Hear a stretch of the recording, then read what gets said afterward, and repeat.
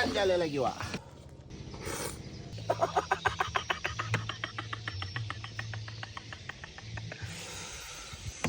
Jadi wak, cerita punya cerita. Hari ni kita menghembankan jala lagi wak. Ini tebaran yang pertama wak. Cuba kita tengok wak hasil dia. Ada tak udang dia wak?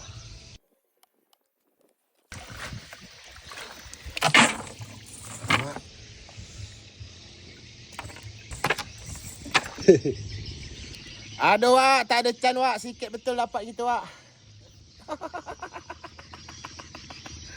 Dapatlah wak untuk merebus pakai mi wak. Aku rasa sungai ni pernah ditubur orang ni wak. Biasa tak pernah pula wak njala lama-lama tu dapat banyak ini. Cuma udang. Aduh. Hembankan kuah. Hembankan telur. Hembankan bawang. Hembankan udang. Hembankan indomie. Aduh wak, habis dengan kertas-kertas wak kena hemban. Kacau-kacau wak tan. Dan di sini kita tengok indomie rebus kita sudah masak. Gila. Menyala wak air.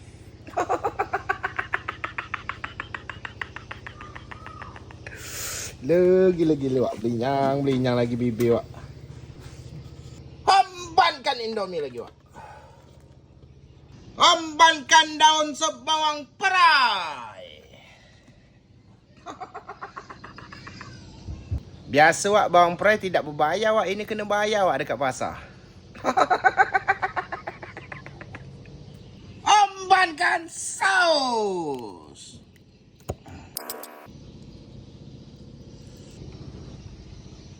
Bismillah.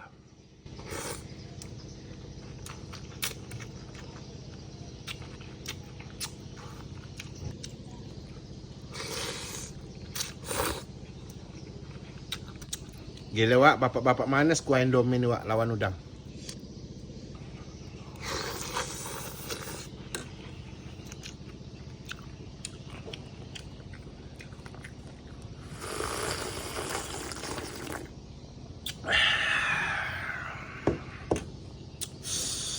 Gila wak. Menyala wak air.